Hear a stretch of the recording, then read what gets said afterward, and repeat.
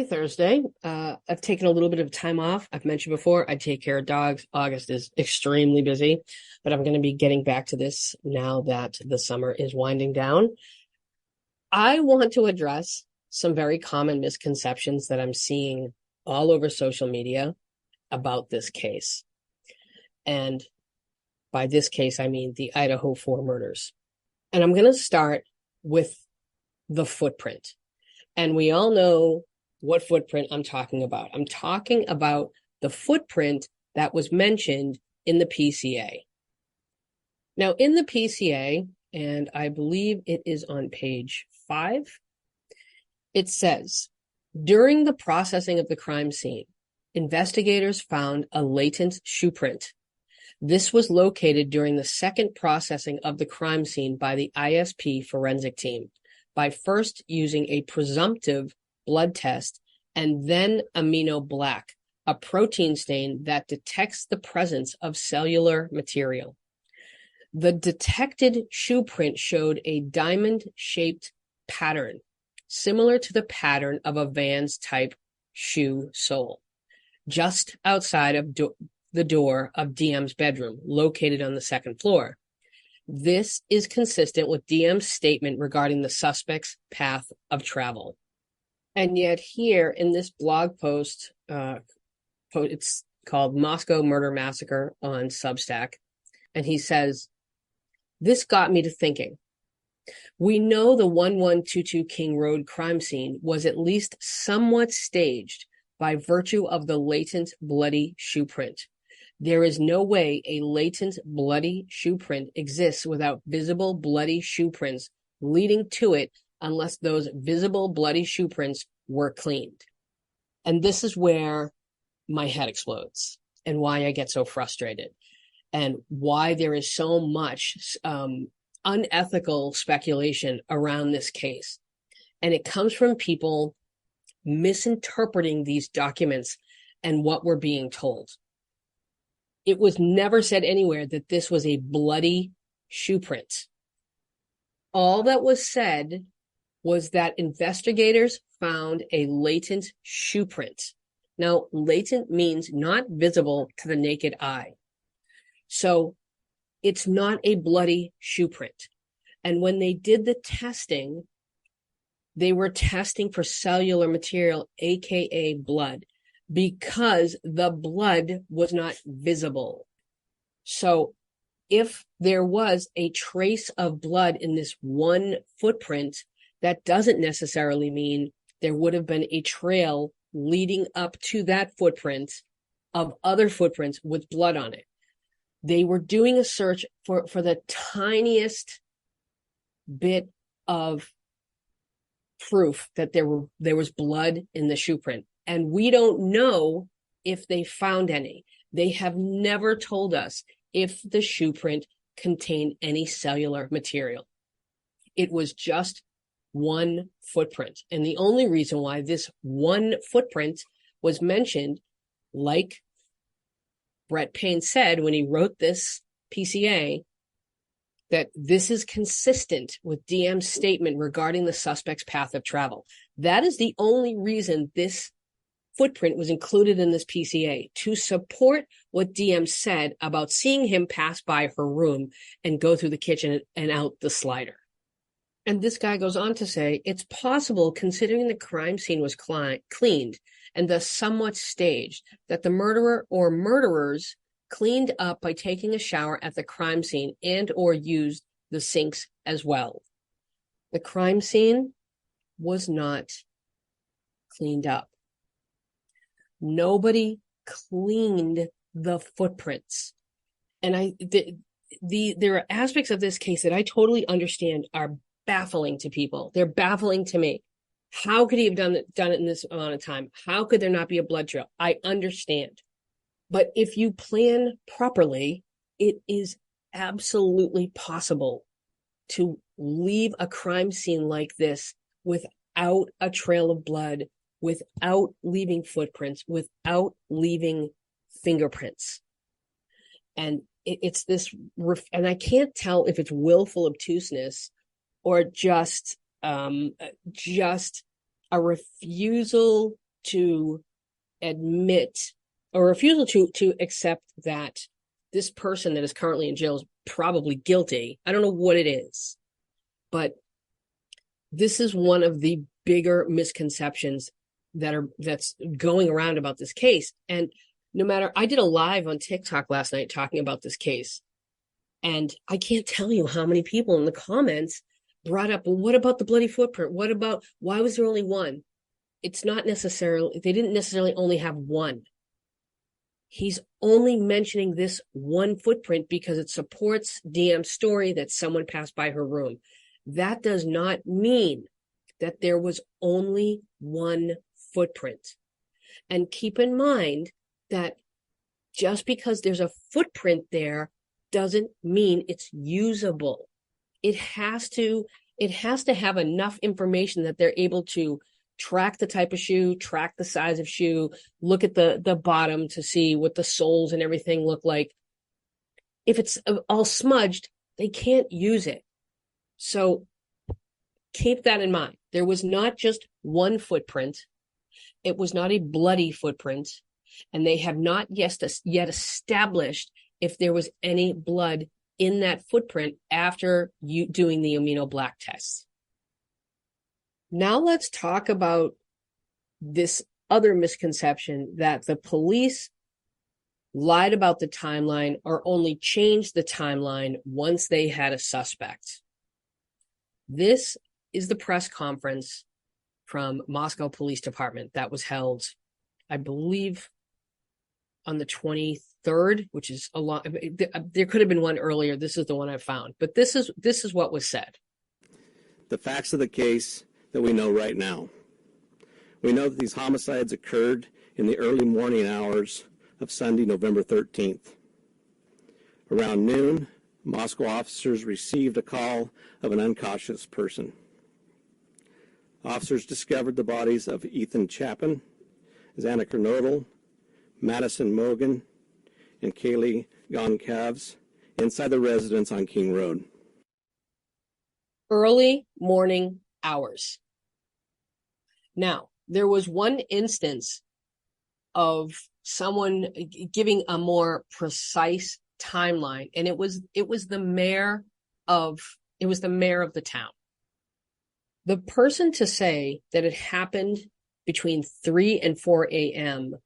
is Moscow Mayor Art Bedich, I hope I'm pronouncing that correctly. He was the one to say that it occurred around 3 to 4 a.m., not the police. And so we're clear, no, the coroner did not say it happened between 3 and 4 a.m. The coroner said it would have been early in the morning, sometime after 2 a.m., but still during the night. This idea that the coroner lied about the timeline, that the police lied about the timeline, this is another one of those arguments that is not made in good faith because people are either taking things out of context, not doing the proper research, or intentionally misinterpreting what's being said so that it aligns with their narrative. And these kind of mistakes are what is contributing to this belief that there is a cover-up. And I really want people to understand what goes into the early days of these investigations. Let's say that the police, in the early days of the investigation, and by early days, I'll define that as the first 10 days. Maybe I'll cut that back a bit. Let's say the first 3 days. If they did say 3 to 4 a.m., and it was actually between 4 and 5 a.m., they could be saying 3 to 4 a.m. because what they knew was the last text that Kaylee made to her ex-boyfriend was at 2:56 a.m. And so they know it had to have happened after 3 a.m. They're not going to know the proper timeline until they look at all the footage from all the canvassing video footage, until they listen to all the Ring camera audio, until they do all the photo dumps. And that takes some time. So it's not necessarily that they lied about the timeline. Clearly, he didn't. He said sometime in the early morning hours, and that is accurate. And no, they didn't change the timeline once they arrested somebody. Also, keep in mind that if they do give an incorrect timeline, it could be so that they can filter and weed through any tips that come in. You know, if someone comes in and says, well, at 3:00 in the morning, I saw this, and they would know, well, we know this happened whenever it happened. And so that's probably unrelated. And so doing little tactics like this helps them prioritize which tips to look at first. It's not always a conspiracy. Now let's talk about the misconception that there were only 3 unidentified samples of DNA in the house, and that they only tested a handful of samples of DNA in the house. Body cam footage. So you're telling me, Bill Thompson, that you didn't test any other samples? There's no other samples that you tested and ran through any sort of DNA procedure? What kind of fucking investigation is this? If the only thing that came up for you was that touch DNA profile off a genealogical tree, or whatever the fuck you're saying, for Brian Koberger, that's it? Really? I mean, logically, think about the mess of that crime scene and how that makes absolutely no sense. None. It just doesn't make any sense. So that was a huge, we don't know what the fuck to make of that. Of course, there was more DNA in the house. But just because there was DNA in the house doesn't mean the DNA was usable. There are multiple reasons why DNA might not be added to CODIS or might not be usable. One is that the DNA that they find is attributed to a consensual partner or somebody that they can explain being at that house, who probably they've also interviewed and has an alibi, and they've probably taken a DNA sample from. So if they can clear that person, they're not gonna add them to CODIS. Then there's the possibility that the DNA is degraded. Now, when you are living in an environment like that house where people were in and out, and there were a lot of parties and alcohol and God knows what else, maybe they were smoking and vaping and whatever. When DNA is exposed to those kinds of materials, it can degrade very quickly. So while there probably was a ton of DNA in that house, I would bet that a lot of it was degraded, and so they can't use it. And the other very possible reason why there was only a few unidentified samples is that the DNA was commingled, meaning that 2 or more people's DNA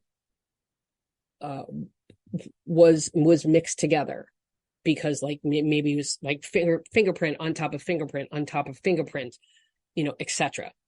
So just because there's a lot of DNA in the house doesn't mean that DNA is usable.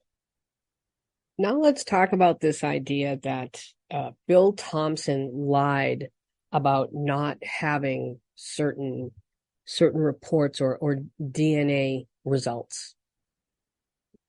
There's a lot of people out there running around saying that Bill Thompson lied regarding the DNA workups, the DNA workups, and said that they didn't exist.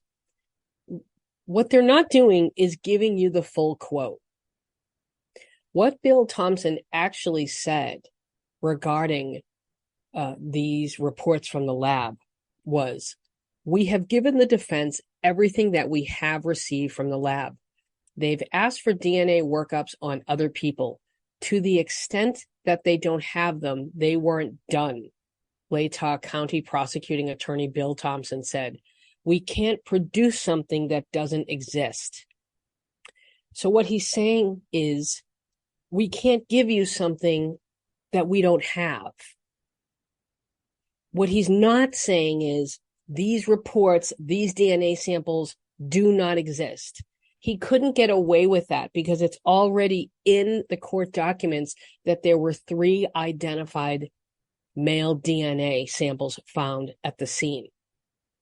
So he did not say they don't exist. He said we can't produce something that doesn't exist. And this is after he was asked, where are all these reports? Again, what he said, we have given the defense everything we have received from the lab. They've asked for DNA workups on other people. To the extent that they don't have them, they weren't done. So he's saying he's not saying that they don't exist at all. He's saying they don't have the reports. Now let's talk about the other rumor or the other misconception that the police lied about where the roommates were during the murders, and that they lied and said that they were both on the first floor. This is from the first press conference after the murders. The time of the attack?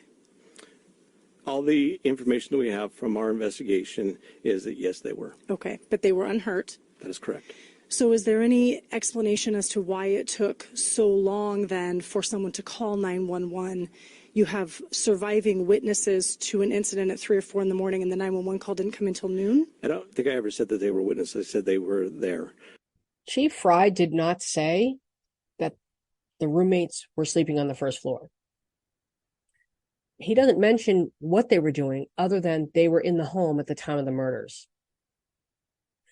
And it's also important to remember that in the affidavit, it states that Dylan originally went to sleep on the second floor.